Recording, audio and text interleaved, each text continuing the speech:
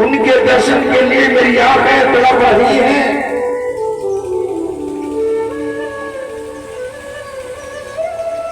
और तुम्हारे पिता दक्ष का क्या हाल है, कहां पहुंचे?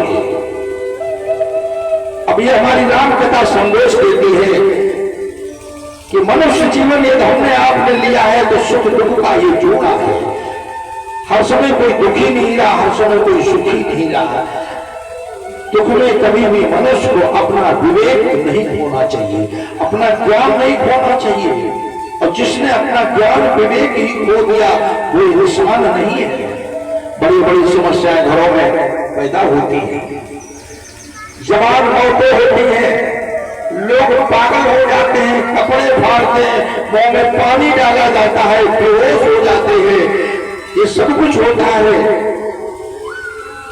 तो 4 बजे के बाद में फिर क्या जब हो तो क्या कहते हैं कि देखो हमारे दरवाजे पर सभी लोग आए लेकिन रामवीर नहीं आए। अब पूछा जाए वो जिस समय कपड़े फाड़ रहा था, बेहोश हो रहा था, लेकिन उसने अपना ज्ञान और विवेक नहीं खोया। अगर ज्ञान विवेक खो देता तो उसको कैसे पता है कि हमारे दरवाजे पर राम जी पिताजी नहीं।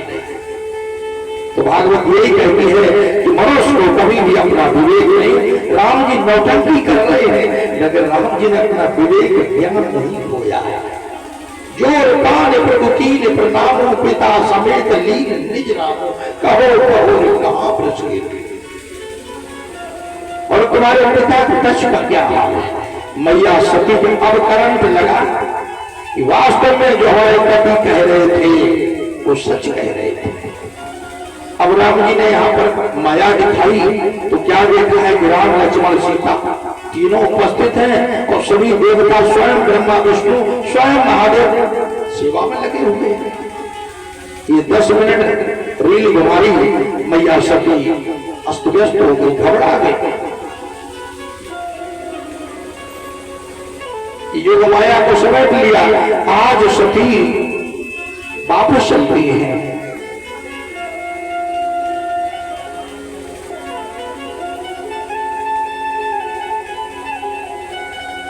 गई समीप महेश तव हस पूछी कुशला लीन परीक्षा सत्य कहो सब बात। महादेव कहने लगे भोलेनाथ आइए देवेश्वरी, आपने मेरे इष्ट की परीक्षा कैसे ली है बताइए मुझे। तो सती यहां पर झूठ बोल गई।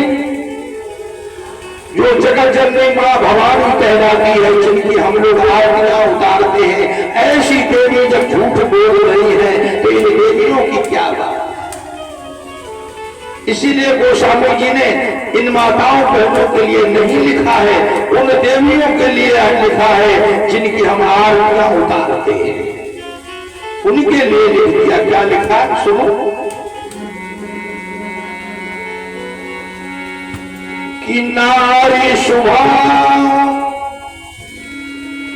सत्य सब कहीं,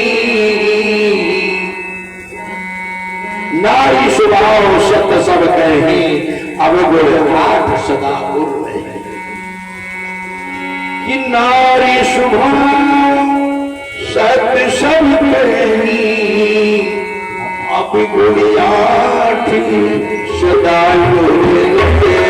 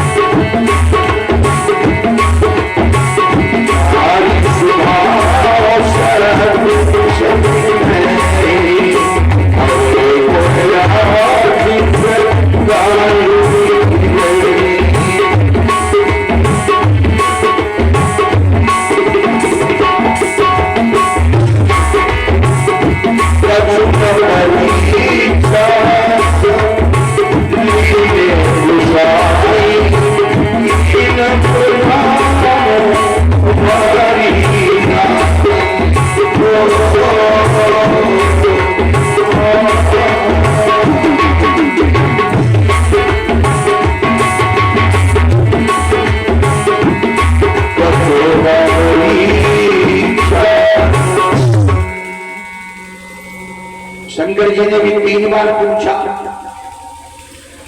कि सच बताना। अच्छा, झूठ वाले बोलने वाला व्यक्ति बहुत आकड़ के बात करने लगता है, अपने तेवर बदल देता है कि हमारी बात दब जाए। ध्यान देना, पाप और पारा को कितना भी दबा लो एक दिन भूलता है।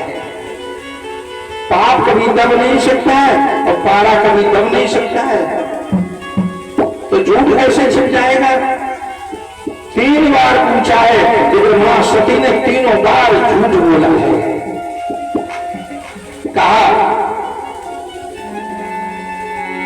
कि कछु न परीक्षा लीने गुसाई, कीन प्रणाम तुम्हारी नाई, कीन प्रणाम तुम्हारी नाई, कीन प्रणाम तुम्हारी नाई, कछु न परीक्षा लीने गुसाई।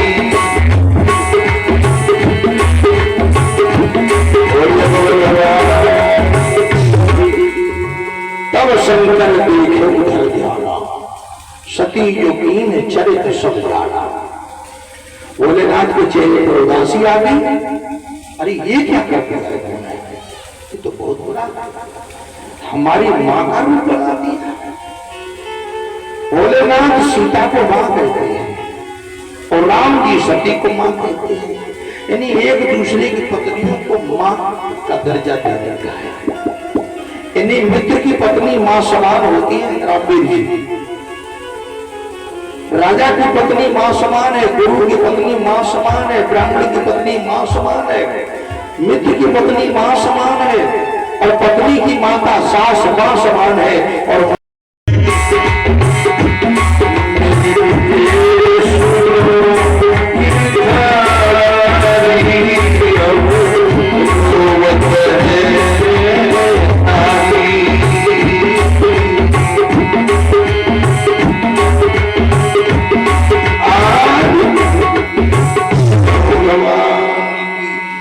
कैलाश पर्वत में कोई सुनने वाला नहीं है उनकी बेटी। 88,000 वर्ष तक पागल हो गई, सूख काली पड़ गई। और 88,000 वर्ष के बाद में जब भोलेनाथ की आंख खुली, ध्यान देना, तो उनके मुख से एक शब्द निकला है। क्या निकला है? कि राम राम शिव सुमरन लागे, समाधि जाना उमा जगत पति जागे, राम नाम शिव सुमरन लागे। परीक्षित जी, हमारी कथा हमारी समाधि है, असली समाधि यही है। जिस समय हम आप गहरी नींद में जाते हो तो उस समय क्या आपको पता रहता है कि हम ठाकुर हैं, ब्राह्मण हैं, यादव हैं, बनिया है, कुछ पता है? या हम तो जिसने हमें 5 घंटे अपनी गोद में लेके सुलाया है, तो मानव का यह धर्म नहीं है कि समाधि खुलने के बाद उसका नाम ले। लेकिन आज उल्टा हो रहा है, 5 घंटे 6 घंटे सो लेते हैं, और जब आंख खुली तो सिर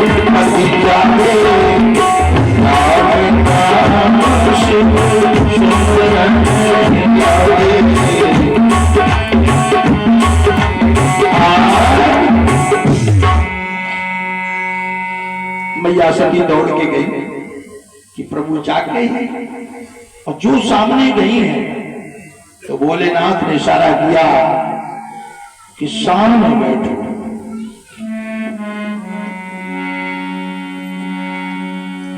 कि चाहे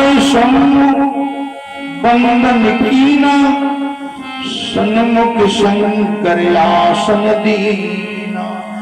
जो कहा कि सामने बैठो, क्योंकि सती बहुत पढ़ी लिखी थी, राजा दक्ष की पुत्री थी। इशारा किया कि सामने बैठो। अच्छा, सामने बैठने का अधिकार किसको है? बोलो। सामने बैठने का अधिकार मां को होता है। पत्नी को नहीं। पत्नी वामांगिनी है, वो अर्धांगिनी है, उसको बराबर बैठने का अधिकार है, सामने नहीं। सामने तो मां को अधिकार होता है। अब सती समझ गई कि वास्तव में मेरा इन्होंने त्याग कर दिया है। इसलिए माता बहनों, आपसे जो हम कहते हैं, कभी भी पति के सामने नहीं बैठना चाहिए, बराबर बैठो। लेकिन आज भी बहुओं को पता ही नहीं कहां बैठे, जहां नहीं बैठना वहां बैठ जाएंगे। हमने बहुत जगह देखा है, पति को परमेश्वर का रूप मानती है, पति का जल्दी नाम नहीं लेती है। एक बहन मगर अफसोसित ना है, यहीं पर छूट जाना है। मगर अफसोसित ना है, मगर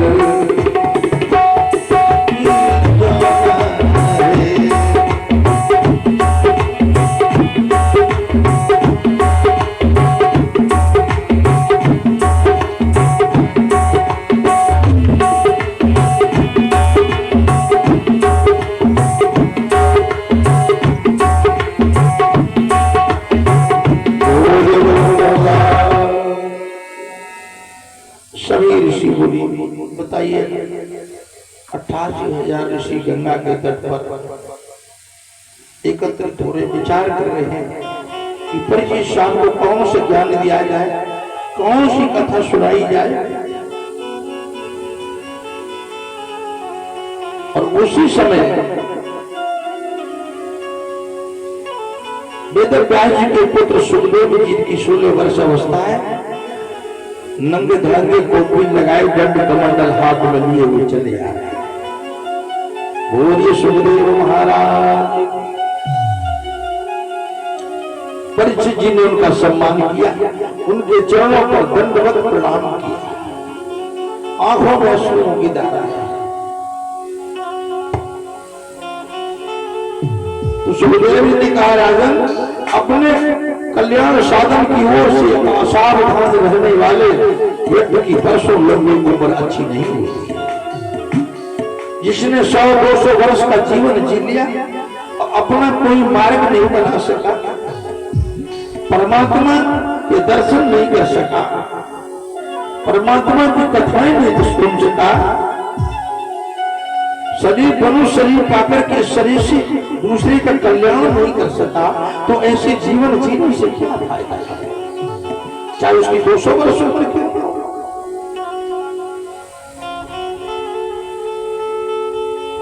राजर्षि खडवाल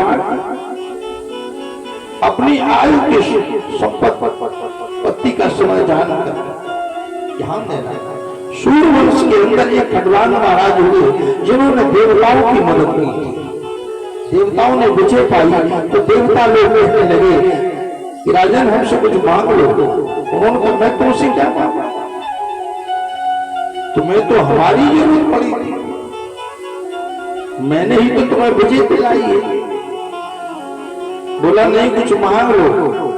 तो खडवाल महाराज कहने लगे, देवताओं, मुझे केवल इतना बता दो कि अब मेरा जीवन कितना बाकी रह गया है। देवता लोग कहने लगे, राजन, अब तुम्हारा जीवन एक घड़ी बाकी है, यानी 48 मिनट केवल बाकी रह गया है। बुलाए क्यों? महाराज ने सब कुछ त्याग दिया। 48 मिनट में ही खडवाल महाराज ने मोक्ष और मुक्ति को पाया। हे परीक्षित, तुम्हारे लिए कभी 7 दिन बाकी है, क्यों उदास है? उदास हो तो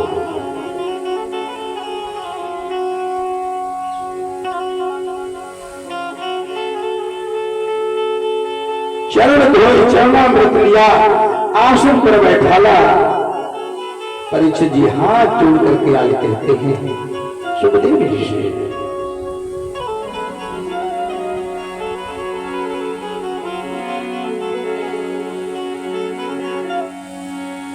कि मैं जाना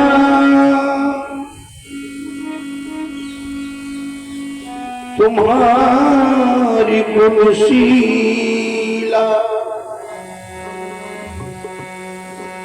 कि मैं जाना तुम्हारी गुणशीला कया सुना बहु रघुपति लीला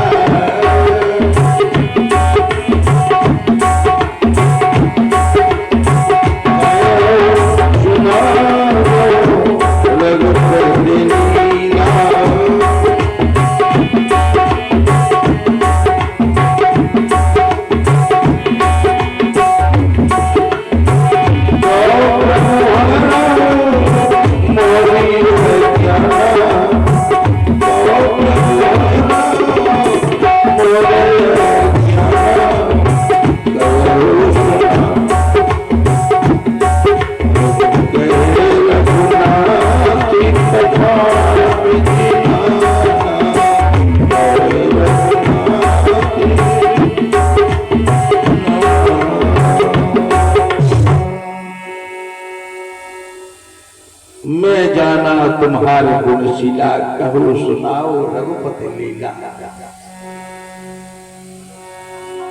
परीक्षित जी ने कहा हे भगवान आपके बारे में मैंने सुना था लेकिन दर्शन कभी नहीं हुए। अहो भाग्य हमारे इस भूमि पर आप जैसे संत के चित्त पधारे तब प्रभु हरो मोह भागवत अज्ञानता को हरती है, मनुष्य के अंदर विज्ञानता का प्रकाश डालती है। भागवत कोई मनोरंजन नहीं है कि तो आजकल ये नचइए कूदिए कि घूम रहे हो पैसा कमाने के धंधा बनाया। कहते हैं जो इसको बिजनेस बनाए उससे कभी भागवत नहीं करवाना चाहिए। भागवत करवाना दोष है बहुत बड़ा। ऐसे लोगों से जो हमारे समाज को बिगाड़ रहे, हमारी भागवत को बेच रहे हैं। ये बेचने का सौदा नहीं है। इस संसार में समाज के लिए समस्या का समाधान है भागवत, जिसके सुनने से मनुष्य अपने जीवन को बदल सकता है, सद्मार्ग पा सकता है, चाहे तो भगवान को पा सकता है।